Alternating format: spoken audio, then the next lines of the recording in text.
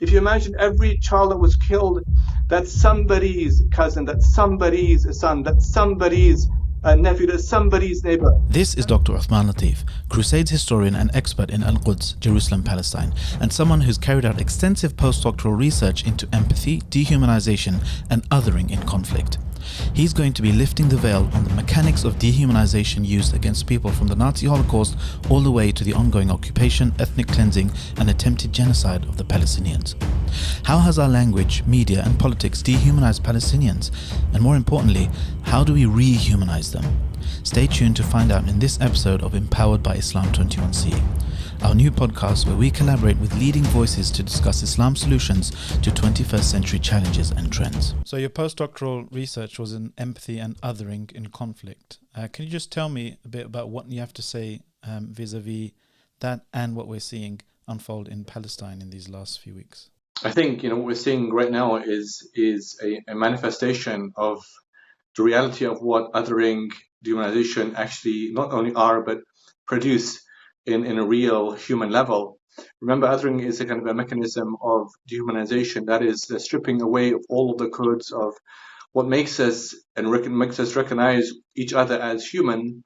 And if we deny that on another people, that means we are effacing them. In fact, it's self-effacing to begin with, because we're denying something in our own consciousness, and we're imputing the worst of us onto somebody else.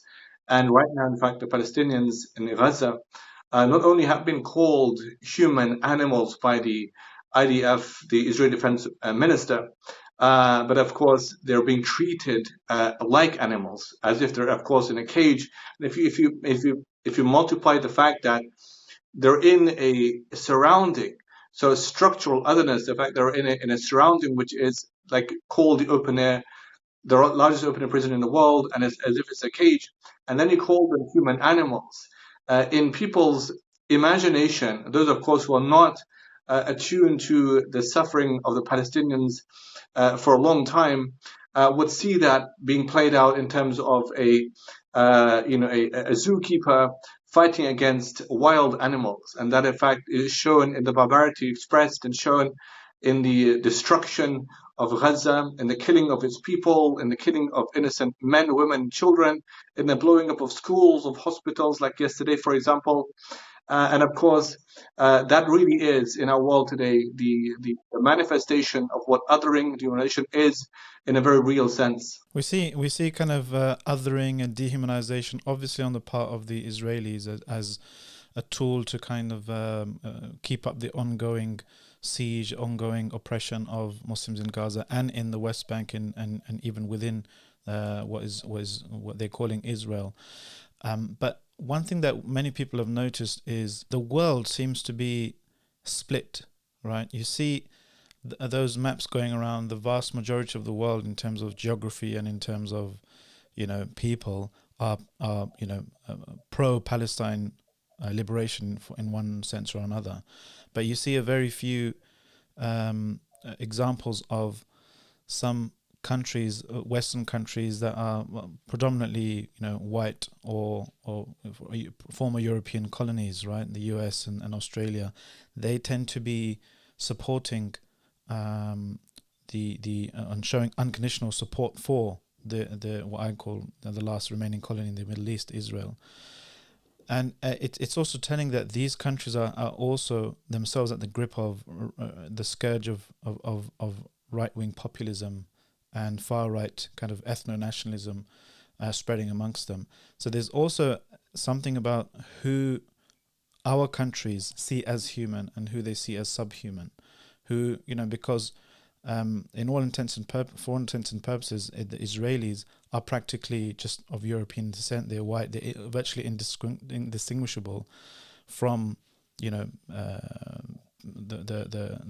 white race, so to speak, in these countries, and there has to be that level, that understanding as well. Whereas the Palestinians are shown as brown-skinned, kind of dusty-faced, dishevelled, kind of almost on that, even in the presentation, that kind of less than human, or somehow the third world, and Israel is hailed as the shining beacon of whiteness, which is effectively what people want to say, but then they don't say, in the Middle East. In fact, the non-white Jews, they get treated terribly within Israel as well themselves. And it is also, what can you say about how our countries, how our mainstream media, how our politicians practice this double standard, or the selective outrage over the killing of people who are seen as human, and the killing of people who are seen as kind of collateral damage, or they had it coming, or they're human animals, this kind of stuff. I think you've mentioned the important things there, Osman, but because the key word is the word selective. The fact that we have not just a moral consistency in us, even though we proclaim moral compassion, but is there moral consistency in the way that we treat and deal with other people who are suffering? Remember, of course, that we're talking about people who have, aside from Palestinians, who have suffered years of colonialism, have been victims and subjugated to oppression, to colonialism in different ways and methods and forms. And I think that there is a more of a human element of compassion exerted towards Palestinians in their suffering from those who have already observed and felt the effect of colonialism and subjugation from other parts of the world. I think there's more of a human empathy from those who have suffered, and who empathy is a degree of perspective taking, and you can perspective take more with those that you have suffered with. In fact, empathy means with suffering, as opposed to sympathy meaning with suffering, and empathy is in suffering. And so that broader degree of human empathy, I think, is expressed particularly from those who have seen or felt or know stories of the tragedies afflicted upon them or by those that they're familiar with. I think that this is, in fact, not so much new in our world. Of course, people have suffered before as a consequence of a predominance in the world, a barbarity in the world expressed towards indigenous, you might say, weaker people. The suffering afflicted upon the Aborigines, for example, the black people of America, the Native Americans. All of these, in fact, were native indigenous people like the Palestinians, but they had above them, over them, people intent on their subjugation, intent on their annihilation, and using all different ploys and methods and means. You mentioned the importance of color of a people's skin. I think this is very, very important because remember that when people dehumanize others, they're looking for a very small difference in a people. And the purpose is to take the small difference and to magnify it and make it so that the small difference is so meaningful as to relegate those others as undeserving of what the self or the host people are deserving of. Dehumanizing is to believe that other people are not as deserving as oneself is. So on the one hand, what you have to do is you have to create the self. You have to first invent the self. That means you have to depict oneself as perfect, as morally good, as morally compassionate, as virtuous, righteous, and then of course the other that you're depicting is not morally good. He's going to be defined as bad, and if he's bad, then he can't be good. If he's good, then he can't be bad, as someone inferior. Lenderman's research, 1989, looked at political cartoons in America, looking at the way that Arabs, particularly Palestinians, were shown on TV in America, and particularly in the Intifada, Palestinians. And Arabs were vilified as uncultured, uncivilized, as barbarous, as villainous, as weak, as inferior. This had a very big effect in terms of giving support to the Israelis in their campaign against Palestinians, because already a stereotypical image of the Arabs vis-a-vis the Palestinians is being shown, and therefore it justifies the war against Palestinians. And I think the same is true, in fact, today. My book, I've written 2 books, in fact, on empathy. One being on being human, how Islam addresses othering, empathy. You can find this free as an ebook on sapiensuit.org website. But I have another book, which is an academic book from a postdoc, called Navigating War, Dissent, and Empathy in Arab-US Relations, Seeing Our Others in Darkened Spaces, published by Springer a few years ago. I looked at these kind of negative tropes in the way that Arabs are projected. You mentioned words like dusty, disheveled. So I looked at the way that images have a very big effect in affecting people's imagination, mindset to do with other people. Now, when it comes, for example, to Palestine, you'll notice Gaza, for example, you'll see images of broken buildings, destroyed buildings. You'll see people suffering en masse. You'll see people walking along as refugees en masse. You'll see the destruction of it.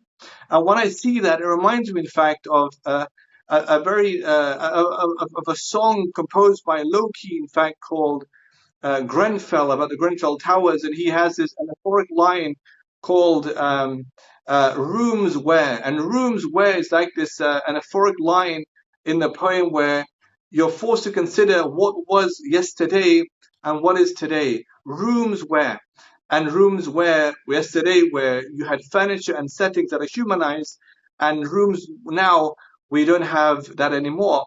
And this, of course, I speak about this at length in my book.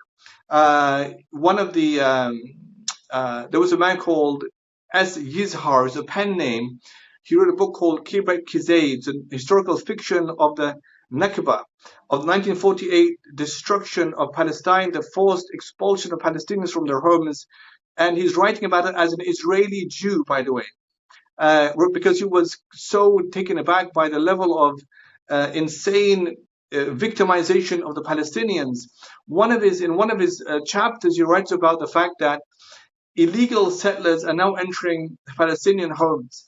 And he said that these were homes in which the female touch hath been, meaning the homes are already constructed, you already have furniture in place, you have already have rooms, ornaments, already somebody has lived there. And then he says, and won't the walls scream?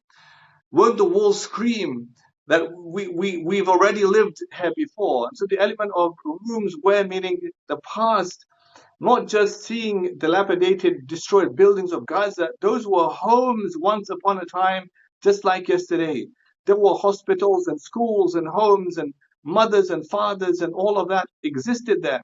So, but if we're only seeing destruction, then of course it's agreeing with the idea that perhaps these are people who are so barbaric, uncultured, uncivilized that they belong to those dusty settings. I look at, for example, the war in Iraq in my book, and I compare that. I have chapters of comparison with America, with the school massacres, for example, Virginia Tech, and comparison with Iraq and modes of suffering and the way the empathy bearing is shown and everything else. One thing you'll find in Iraq, in the Iraq war, is that those notions of individuality in the Arab Iraqi Muslim expression were absent. You'll find that people were shown as en masse, but not individually. As groups. Yeah. And so and painted using broad brushstrokes. I remember you saying as well. That's really what, because when you dehumanize, you have to imagine there is a mental canvas in your mind, and you're using broad strokes and wide brushes, and you're painting an image of something or somebody other than you. And by imputing all of the worst of you into that other person, that's how you create the savage other. And you're not allowing for fine grades of distinction, to allow the identity to emerge in that person. And I think that's happening right now with people of Gaza, because they're not given. In fact, on the one hand, in fact, they are given because of the rise of social media and the fact that in particularly Muslims and those who are supporting the Palestinian cause realize the importance of showing that every single, it's like that's somebody. So if you imagine that word somebody's, if you imagine every child that was killed, that's somebody's cousin, that's somebody's son, that's somebody's nephew, that's somebody's neighbor. Every mother, that's somebody's mother, that's somebody's aunt, that's somebody's grandmother, that's somebody's. It places that person in a human frame. If we don't do that, then of course we're guilty of being unable to rehumanize the people who have suffered so much, years and years of dehumanization. And in fact, that's really what gives the Israeli, the propaganda machine, its fuel. The fact that on the one hand you can have the Israeli populace humanized because they're shown as being civil and enlightened and clever, and on the other hand you have the barbarians over there. And I think that the purpose for us, of course, is to show that the barbarians over there are human, have feelings, have lives, are immensely important, and the fact that we should, of course, remember that the othering is by denying them that sense of humanity. And there's a lot to unpack there, and one of the things that I want to talk about today is also, of course, how do we rehumanize the Palestinians? And like especially when it comes to our duty on social media, for example, the democratization of information. The humanizing narratives are becoming too loud to ignore now. I don't know if you've noticed, if you felt this as well, but this time, even on the mainstream media, it's becoming too loud to ignore. They have to interview more Palestinians. They have to interview both sides. They have to give some attention to the actual human suffering on the ground. So I do want to get into what we can do, but before that, you mentioned a few things on how othering or otherization happens and dehumanization happens. So you mentioned, denial of human codes of recognition, denial of people's finer details and their individual identities, looking at people as groups, setting up this us and them, so setting up the self as X, Y, Z, and then the other as like a placeholder to project one's own insecurities and one's own kind of negative features onto. How else does othering happen? How else does dehumanization happen in from your research? Well, the books I've written, in fact, look at different modes of otherization or othering. We have, of course, on the one hand, this sense of mechanical otherization, and that is that we look at others through a structural lens. And by the way, structure is not just demographic distancing, it's also a moral and psychological distancing. So if we, for example, think about the way that people are distanced in our world, they seem far. They might be close, but they seem far. How do people get to seem far? They could be because they're represented as culturally different to us or emotionally different to us, and therefore we castigate them as far from us. There are, of course, micro ways of us considering that I have in my book. For example, people who are disabled, who are wheelchair bound, for example, who are mentally disabled. All of these people can be and perhaps are in some ways othered in human society because they're not given the same credits as those who are fit and able and healthy.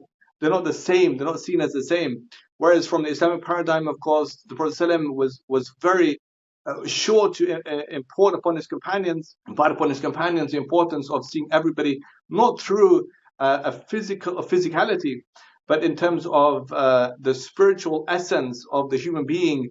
In akramakum indallah atqakum, the most noble of you with Allah are those who have the most taqwa, fear of Allah, piety amongst you, not the human element in you. In fact, there were companions who were like the man who was blind from Banu Waqif, and the Prophet told his companions, come there, see the man from Banu Waqif, and he was fully blind. And the Prophet said, let's see the one who has al-basir, the one who has perception and vision.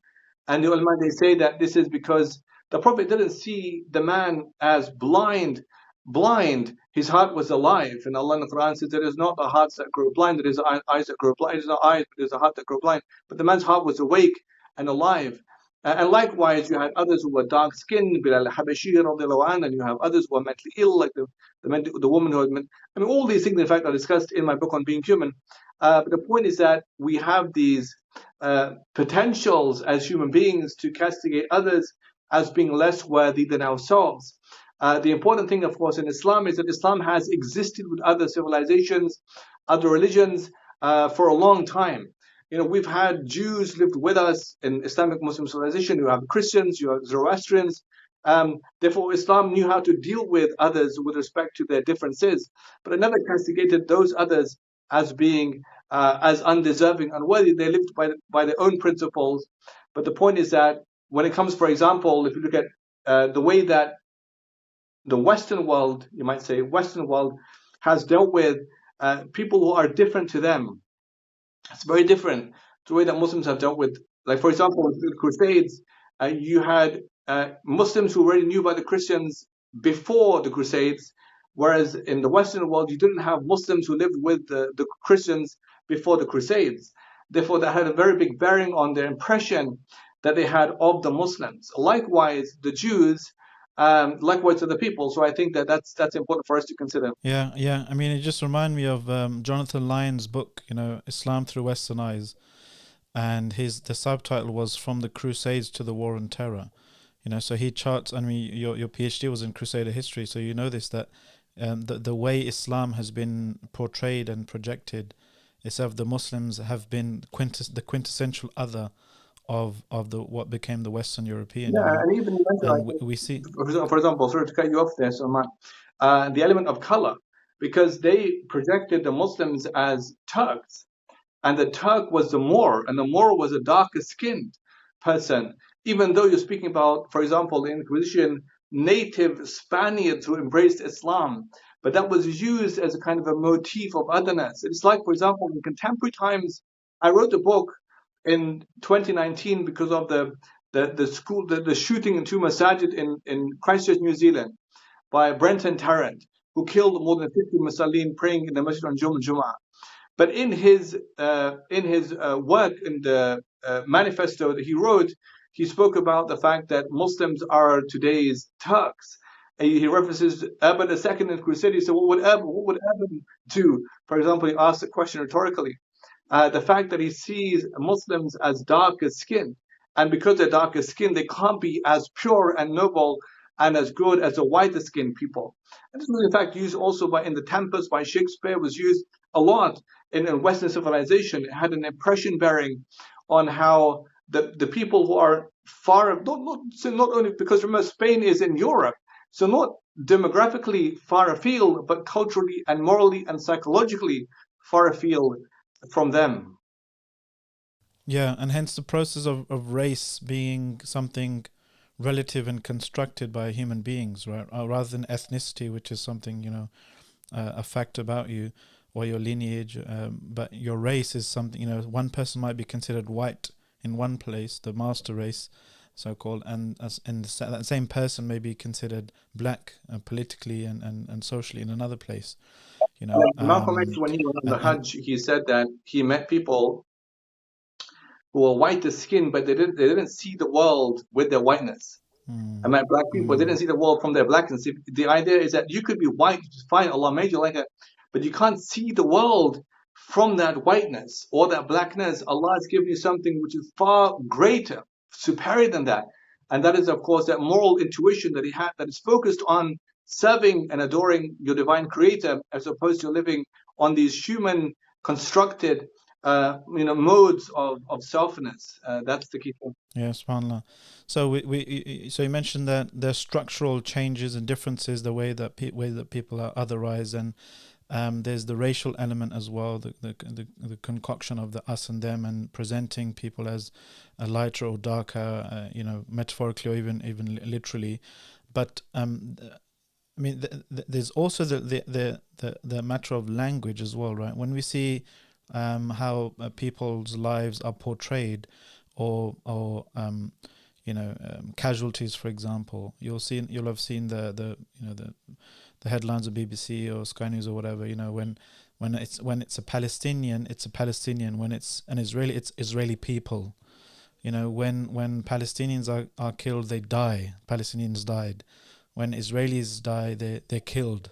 When we in Islam 21C as well, we're always quite conscious of our wording as well, because there are some frames that are inherently legitimizing and some that are inherently delegitimizing. As an army is a legitimate kind of thing, a government. If you want to portray someone and as human, you call and as part of your in-group, you talk with these types of legitimizing words. But if they're the other, then they're a militia, they're fighters, they're a regime. Maybe they're not an army, they're not a government, they're a regime. When they take prisoners, they're called hostages, but when we take prisoners, they're called prisoners. Do you see this? How do you see this, the language as part of this dehumanization, rehumanization battle? For sure, yeah. I have a chapter in my book called the language of dehumanization, the psychology of dehumanization. That is that these are euphemisms of language. So the fact that you're using constructed vocabulary that reduces a particular emotional, outlet from a people, and you implant in its place something else. And so the fact that, but this is not new, this is something very old. Like you mentioned, examples in the past where people have been regarded as, in fact, in Britain, for example, you had the IRA in Ireland, and you had torture of these paramilitary groups in Ireland, but they called it intensive interrogation. They didn't call it torture, but something that would make a response from a person that is far more acceptable than intensive interrogations. In Palestine, when they torture Palestinians, they call it moderate physical pressure. So as opposed to torture, moderate physical pressure, meaning it doesn't sound that bad if it's moderate physical pressure. The Nazis, when they gassed the Jews, they called it charitable foundation for. In fact, when they gassed the mentally handicapped, the mentally ill in Poland, in Germany, they called it charitable foundation for institutional care, which in fact sounds wonderful, but that was a way of legitimizing the evil being done on other people. And I think that in our world today, as you mentioned, Israelis could be humanized by being defined as people who have simply died or killed, for example. But the Palestinians, of course, are not given that credence, not given the worth and value. By being only Palestinians, they remain as an othered, distant entity, and not brought fully into the human frame. And I think that the language, of course, has a very big effect in doing that. It is upon us in terms of how we rehumanize, like you mentioned before, the struggle of a people, who maybe in themselves. This is very key, because remember that there's two ways or even three ways in which we think about perception. So it's a bit like the way that W.E.B. Du Bois in The Souls of Black Folk wrote about the suffering of black people in America. And he said that on the one hand, you have we trying to be ourselves as black people, and number two, we have the white people in America, or let's say the ones who are pro-slavery, imputing upon us a perception. Therefore, they're living a life and have already developed a perception of us. And number three, we're bound by that perception. So we have three perceptions happening all simultaneously. Our own one that is constructed because of our own culture and ethics and religion, whatever. Number two, we have the white one. And number three, we have the one that's floating in the air. That's that we're supposed to live up to that standard. And I think that we should not speak about Palestinians as if they're less than humans. They're human beings and they're Muslims. And the fact that they're Muslims, of course, Allah gives them that great sense of superiority for us as believers, recognize them as believers in Allah subhanahu wa ta'ala. That's by itself, that's just enough said. But remember that we're speaking about, on the one hand, how they perceive of themselves as fully human. I know it's sad me even saying that because of course they're human, but the way that the world is perceiving of them, and the way that they are bound or almost forced to live by that impression of what the world considers to be naturally right, naturally civilized, naturally good. Whereas we shouldn't allow for that to happen. We shouldn't accept that. We shouldn't accept that for a people. The Palestinians are human as they are, subhanAllah, and beautiful as they are, and civilized as they are, and mature and clever as they are, subhanAllah. There was a girl who was killed just a few days ago in one of the bombings, and she had achieved the highest marks out of all the girls in her school, subhanAllah. She had 99% something, and it showed her speaking about her achievement, and she was killed in a bombing. Allahu Akbar. May Allah give the girl Jannah. May Allah give sabr to her family. But that happens in Gaza, even though it's constructed as a cage to force the people in that sense of subjugation. One of the things, it's so tragically ironic that even in Nazi Germany, in Poland, for example, in Auschwitz, they denied the Jews food, because the idea of Himmler and Horst and Adolf Eichmann was to ensure that the Jews look like animals, they act like animals. There was a psychology involved in. I've seen the wall in Birkenau, Auschwitz, where they would kill the Jews. It would This is before the gas chambers. But then there was a realization that the more they're doing of this, the more the closeness involved would create empathic connection, because they're seeing blood and they're seeing the person screaming for life, begging for life. And then they realize that the gas chambers is a kind of a mechanical distancing, because they would say things like, we're not killing, it's just that the fans are killing, the fans are doing it. Nowadays, what is happening is that somebody flying a fighter jet is pressing a button, the bomb is dropping, or somebody flying a drone somewhere else, another country, is pressing a button, the bomb's dropping, and innocent people, civilization, animals, orchards, trees, schools, massages, all being destroyed in one instant. But we don't appropriate the same level of blame on the one who is taking a knife and stabbing someone, one person, a heinous, horrific act of violence, than we do for the person pressing the button and killing loads of people. And it's even before the bomb even drops, he's miles away in the sky. We don't give the same level of. There's a very good book called On Killing by Dave Grossman, and his chapter is called Altitude and Attitude. The fact that you're so high up, your attitude towards those people you're killing is gonna change and be different. SubhanAllah. And this is partly why, I spoke to a member of an air force of a country. I won't mention who it is. He was quite up in that country's air force, and he left because he was and his colleagues were ordered to bomb places, and when they would fly down closer to the ground, they would see humanizing kind of structures. They would see people, farms, roofs of houses. When you're above the clouds, it's easier, but when he went down, he said, I refused to comply, and I don't want to get him in trouble by mentioning who he is, but he took a stand and he left. So there's that when something's happening in close proximity, you're almost forced. There's something in the fitrah that takes over, that forces you to recognize human codes. There is a group called Refuseniks. They are Israeli soldiers who refuse to serve in the IDF. I write about them in both of my books, Refuseniks, and I have quotes from the Refuseniks about what changed their minds. One of them said that I used to always think about the Nazis. How could a Nazi wake up in the morning and kiss his wife and embrace his child and go and gas people to death? Until I entered occupied territories. And I saw myself in the frame.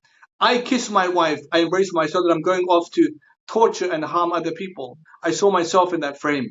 And that's the key thing. The fact that closeness to human suffering. And remember that we might, for example, like now, for example, if you look at American soldiers who fought in Iraq, the level of PTSD levels has skyrocketed because they've engaged in killing, in torture, in injuring and wounding so many innocent people, a war based upon lies, and they've been at the front of it all, and they come back and they can't deal with themselves, they kill themselves, suicide. In fact, more people, American kill themselves than die in the war. So that's a key thing. Rachel Corrie, who was killed by the Israelis in 2003, she was part of the ISM, International Solidarity Movement, and she was defending. They drove over her with a bulldozer. She was defending the home of a Palestinian farmer, a pharmacist, Palestinian farmer, and she was defending his home. They bulldozed her to death. In her account called, when her parents wrote, they collected her diary entries, and they wrote, and they have that in her name afterwards. But she wrote about Gaza. She visited Gaza and the West Bank, and she said about Gaza, she says that I've seen I've seen the labor of love and the care in Palestine, how Palestinians plant olive trees and how they cultivate and care and love olive trees and how their sustenance is rich about olive trees.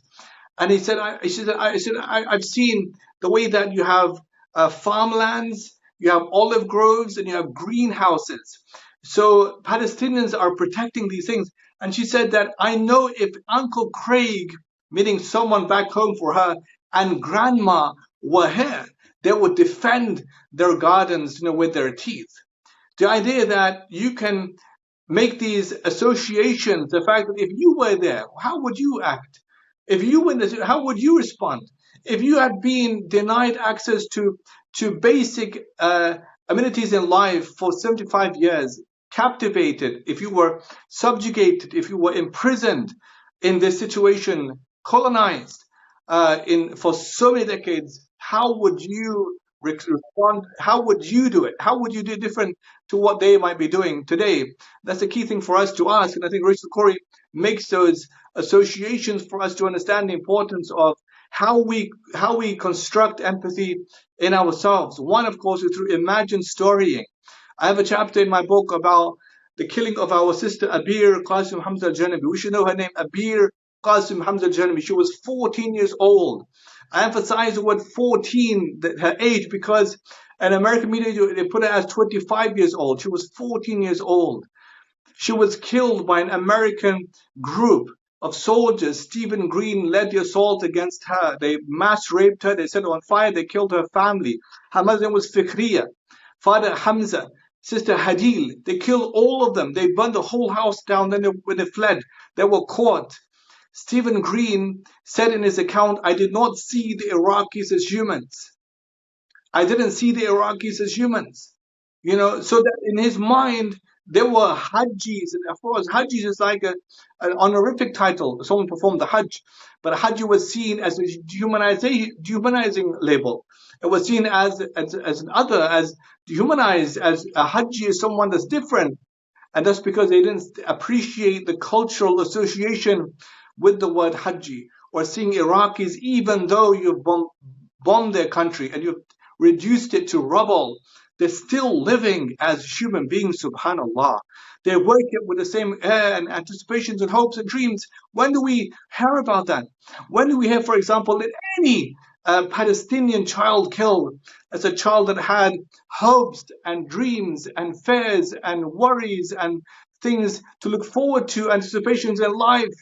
All of those things, in fact, are humanizing currents for people. Whereas if you strip them of that, you're saying that they simply existed as a block, but has no sense of humanness in them. But of course, everybody does, and that's the key thing for us to remember. They're just terrorists. They're just terrorists. This is the new. Just terrorists. This is the new N-word. This is the new Jew. This is the new subhuman. This is the new whatever the term is to render someone as subhuman enough and worthy of reparatory violence or oppression. On that wall in Auschwitz-Birkenau, when they used to line the Jews up, they used to extract from their teeth like gold and take their cards and anything of worth that they could sell. And they would realize that on their identity cards, sometimes the victims had the same names, like as the mothers of the perpetrators. And that humanizing element would cause them something. There's a very good book called Ordinary Men. It's about the way that some Jews, they fight upwards. They refuse to shoot.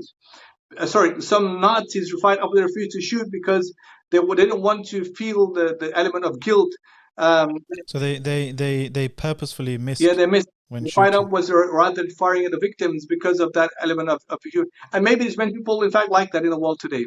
Maybe there's many people, in fact, maybe there's many good people, even in America, for example, the player parts of the world, who might see the news. And maybe they're surrounded by an environment that's kind of pro-Israel, for example. But they realize in their consciousness that this is something that's wrong. This is something that is so hideous. The fact that innocent babies and children are being killed and targeted, not just today, not just from October the 6th. The wall didn't start ticking from October the 6th or 7th. It's in fact for 70, 80 years of occupation, of theft of homes, of stealing of land, of stealing of resources, of settler expansion. All of these things were happening. Every one of those people has a story, as a humanized story. And in fact, Kibre Kizay, that's why he used a pen name for his book, because he knew that it's going to have a very negative reaction in people's mindset. He used a pen name to show that, where you're taking over the homes of people, who are humans just like you. Mm-hmm. I mean, one of the reasons why the Palestinians they're saying that they're taking prisoners, so-called hostages, is because every time that happens, we've seen in the past, the prisoners undergo a kind of de-radicalization, almost, that the brainwashing, the dehumanization kind of is undone, and they come out as, many of them, advocates for the Palestinian cause. Many, and not just the Palestinians, but anywhere in the world, anywhere there's a dehumanized people, and they take prisoners or hostages, or whatever. You think about Yvonne Ridley, for example. When she was captured by the Taliban as a journalist, she came out. She saw them up close and personal. People begin to see and recognize the humanity in others if they're treated well. Obviously, we're not saying people should be harmed as prisoners, or prisoners should, but if they're treated as Islam says to treat prisoners of war, for example, as Islam says to treat those who are captives from battle and so forth, they end up seeing you as a human being, and start rehumanizing. So that's one of the reasons why. And we see that. I remember I mentioned this in the last episode, the Indian pilot who was shot down. And whenever that happens, obviously there's a kind of diplomatic kind of solution that needs to be sought. But when they actually come into contact with each other, the two sides that are fighting, when they actually see them not with guns in their hands, but as maybe one of them is a prisoner, or they meet in a mutual kind of way. I remember in during World War II, they taught us back in high school that on Christmas Day they just when they were in the trenches, they broke out into a football match. So just like you begin to see the other side, as a human being, and start interacting with them on, not in the context of killing and shooting and so forth, but in the context of just having a cup of tea, or doing something seeing people in their normal habitat and normal environment, so forth. So that's what's Wilfred Owen, in fact, in World War One, has much of this. In fact, he sadly died in the war. He was friends with Sigfrid Sassoon, the other poet, and we know from the margin entries of his poetry that Sassoon was editing his poem. But one of his poems he wrote about this sense of like a dream of escape, of getting to the side of the enemy, and they talk about why they went to war. And Sigfrid Sassoon says it was to please the Meg, meaning to please the girlfriend. And even though many young people went to war at the same time, same age, because everybody else did. And so it wasn't because they wanted to prove themselves as noble, as chivalrous, and to please their girlfriends. And then he realizes that the other side, they had the same ambitions. They wanted to please their girlfriends and make some quick money. So you're right in saying that. Allah in the Quran says, "Laysu sawa," they're not all the same. And we should remember that as Muslims, that maybe, and I made the point of the refuseniks for a reason. There are many on that side who are against the policies of their governments, who support the cause of innocent victimization of the Palestinians. There are many Jews who are in fact against Israel even. And so we don't paint everybody. In fact, that's how you otherize, by painting everyone with the same brush. That's stereotyping them.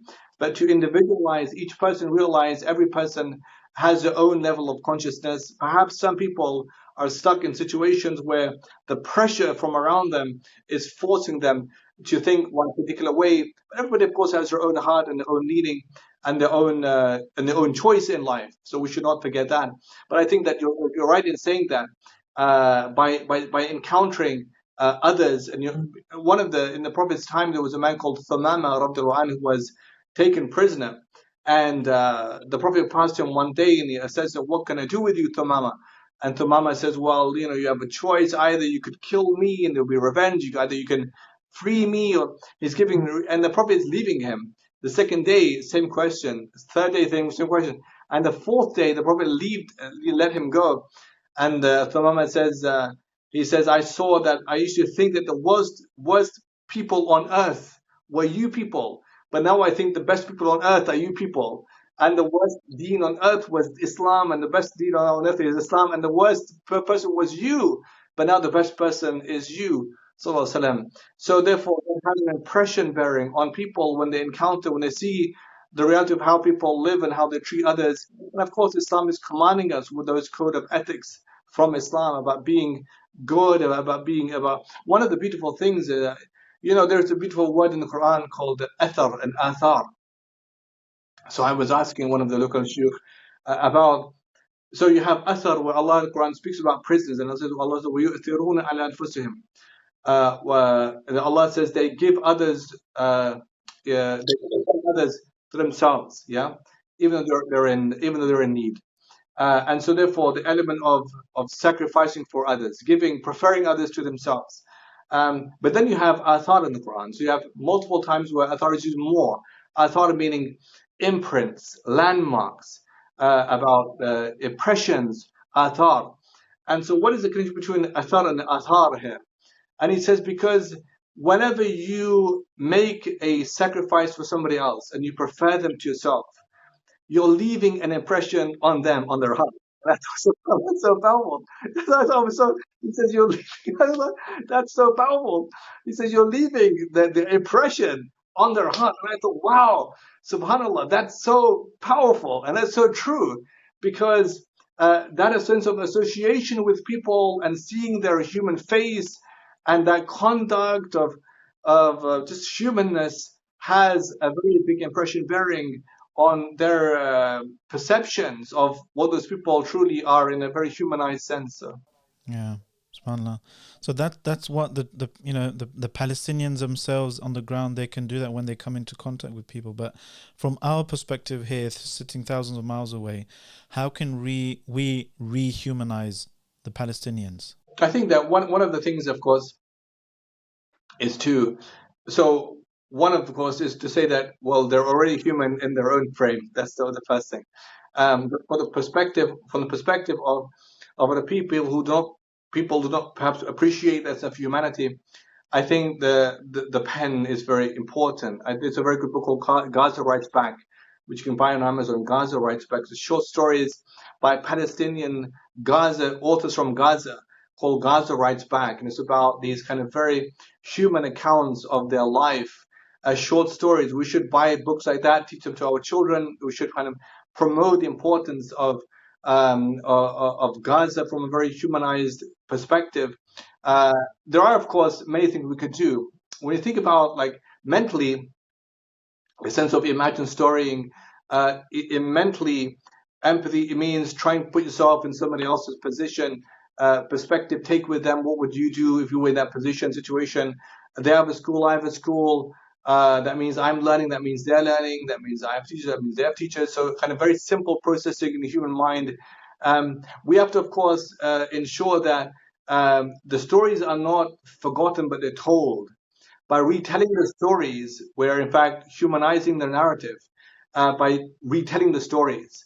If we, for example, let's say we take, there are names that we would latch onto, names that have been popularized in media, names that have become associations or even memes, important names.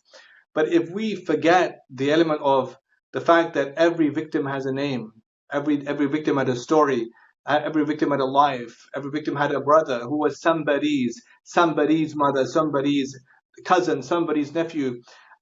We're not doing justice, in fact, to helping to rehumanize what was lost. Rachel Corey spoke about the sense of the field of vision, the fact that we could have empathy, but do we have are people within the area of our care and concern, within the domain of our care and concern? Are they within that sense of, are they, or is there kind of displacement of vision and memory? That's the idea. That you might have, in fact, she speaks about a kid called Ali. Ali was a person in Corey's book who wanted to smell the sea, but he can't get too close because that's going to be a warning, a trouble for him. And people would say to him, "Yalla, yalla," and she would have in her book, "Yalla, yalla," meaning you need to go, or move from here, or la, la, meaning no, no. And but she wrote about the account of Ali. So, and Ali was blown up. She was killed by the IDF. Yeah, was killed. But his account is there. Meaning that's Ali's story. And I think that it's like I think Sakhawi says, "Man araha Musliman فكأنما أحياه." Whoever relates the tale of a Muslim as if he's given him life.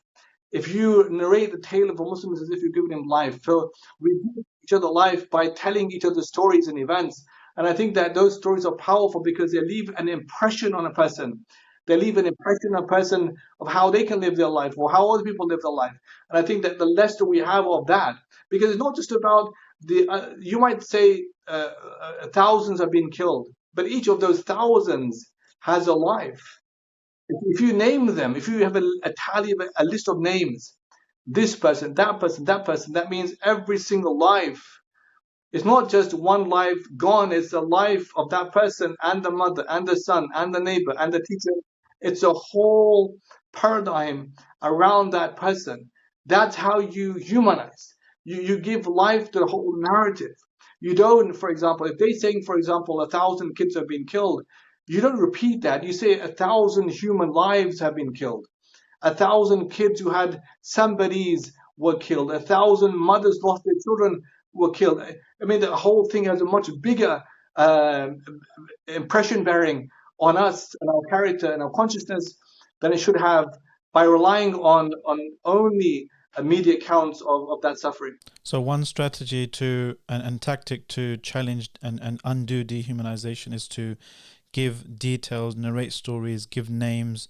The somebodies is a good strategy to use to try and challenge dehumanization of Palestinians in public. And even, unfortunately, the next conflict that we see, whether it's Uyghurs, whether it's in Kashmir, or Muslims in India or Syria, or even non-Muslims being dehumanized somewhere, we have a duty to challenge this dehumanization and recognize and force people to recognize humanity in these people. What other kind of strategies and tips can you give to the audience? Maybe on social media we can do something. Maybe when we go to the next demonstration in public. I think we should not, we should not, of course, ever undermine now the power of social media. I think this is having a very big effect on the way that the public opinion is being affected, influenced because of social media. And I think that anybody who has a Twitter account, a Twitter handle, any account, social media, use it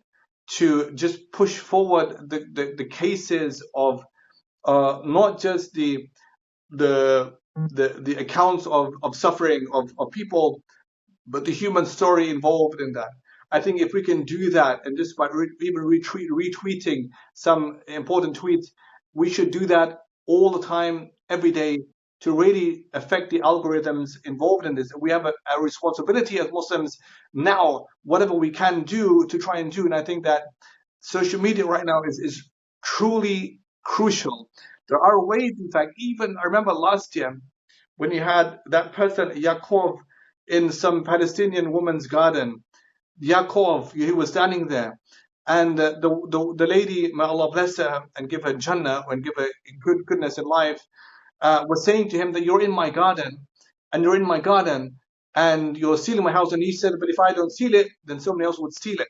That went really viral. That whole thing, when Yaakov was standing in the garden, the whole thing went viral. Everybody saw that, and they realized, well, this is really what occupation means. Theft of home means this. Somebody standing in the lady's garden. Imagine it happened to you. Imagine someone else stood in your garden, locked the doors, barricaded themselves, and says, "This is where I'm going to be here." How would you feel? There are some very good YouTube videos, short videos, even movies, videos about what suffering, what occupation means, even in a kind of a westernized context. And I think that we have access to them online. We should spread them to our friends, neighbors, our teachers, our associates, and really make this a very broader concern for people to think about. Why are people resisting? Nelson Mandela said, I didn't, he said that, he said, I didn't, he said that violence was not something that we chose. It was something thrust upon us. He said, I didn't kind of decide upon recklessness or because of a love of violence. He said, I wasn't like that.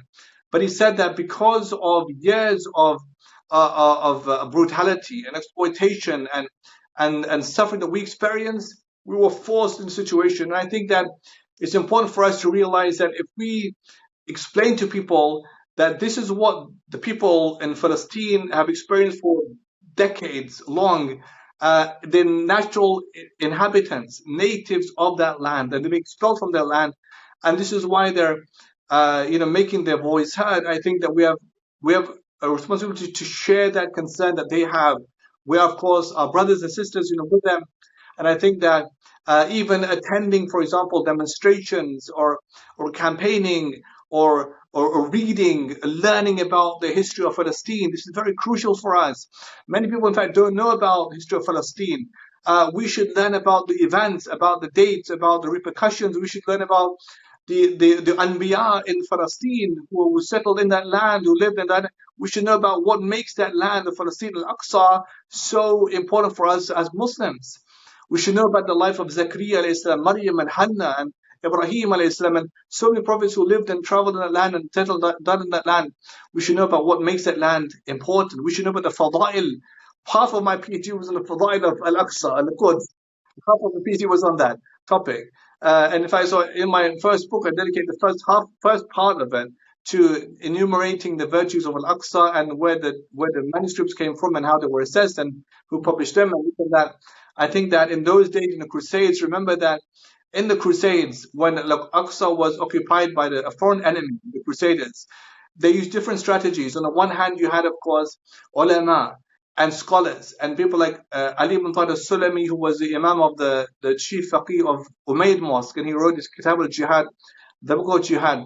And it was a way of pressing upon the sultans and the khalif to be responsible of taking action to repel the Crusaders. It was his job. You had poets, you had people like Al-Abiwardi, Ibn Khayrat, you had others who were write poems about the injustices, about the women being imprisoned and about this and that. That was their responsibility. You had other people involved in this. So everybody has a capacity, responsibility, and never undermine your efforts. And I'll say one thing. As-Sulami died 1107, I think, or 1106, writes his book 1105. Crusades happened in 1099. Al-Quds was taken. In 1187, when Salah ad-Din was preparing the Battle of Hittin, the penultimate encounter before the liberation of Al-Quds, Al-Aqsa, they were choosing which book to read and take inspiration from and to kind of help the army prepare themselves. And they didn't choose Ibn Mubarak's very famous Kitab al-Jihad, rahimahullah. They chose As-Sulami's Kitab al-Jihad. And so therefore, never undermine. Many years later, yeah. Yeah, so more than 80 years later, and he had died a long time ago. And by the way, we have manuscripts of people who were attendants in his gatherings were very few. They divided the book into small segments, and they had 5 or 6, 7 or 8. It was very few attendees. But when it was needed most later on, and it was used. Therefore, never undermine your efforts, your words, your drawings, your art, your poetry, your social media, your speeches, your donations, your charity. All of these things are very important. Therefore, I emphasize the importance. Number one, the importance of dua. Make dua, subhanallah. Every one of us should wake up for Qiyam al-Layl, for Tahajjud every night in your Salah, in Fajr prayer, your Qulub Nazila. Make dua for the Muslimin, for the Mustadafin, for the Muslims in Palestine, in Kashmir, of Hind, of all places, the Uyghur Muslims of China. Make dua for them. So dua is the Prophet says is the weapon of the believer. The weapon of the believer, never undermine that weapon. Always make dua for the Muslim wherever in your sujood. The Prophet of Allah says the closest is to his Lord is when he's in sajda. So increase in your dua. The importance of charity, of helping those who are in need. Subhanallah. Imagine if they're restricted. And of course, I don't say imagine, but I'd say it's a real event. They restricted the water. It's not as if it's imagination. They restricted the water. They forbade upon the people of Gaza water and food and electricity and fuel. That is upon us as Muslims. Of course, may Allah count the Zalimeen for their dhulm, but upon us as Muslims to help them in their suffering. That's upon us as Muslims. So things like charity, dua, campaigning, protesting, learning about the history of Al-Aqsa, of Al-Quds, of narrating the lives of those who have suffered, who are suffering. That's upon us as Muslims in our small attempts to try and humanize their suffering, their struggle. Jazakallah khair, Shaykh Uthman. There's lots of advice, lots of empowering stuff we can get doing right away for our brothers and sisters in Palestine and beyond. My last question is just please finish this sentence. If there's one thing you want the audience to take away from this podcast, it would be not to forget your resistance in Islam, in Palestine and Gaza. Not to forget, and I say the word forget because it's very likely that as the days pass and nights pass, we can, of course, forget. But I think that we should remember always. And how we remember? By putting things, a plan in action for us, for our families. If you make this a life commitment, that whenever the downtrodden people, oppressed people, will always be the first to help alleviate their suffering as best as we can, for as long as we can. That's, I think, the key thing. Jazakallah khair, Sheikh Uthman. Allah bless you.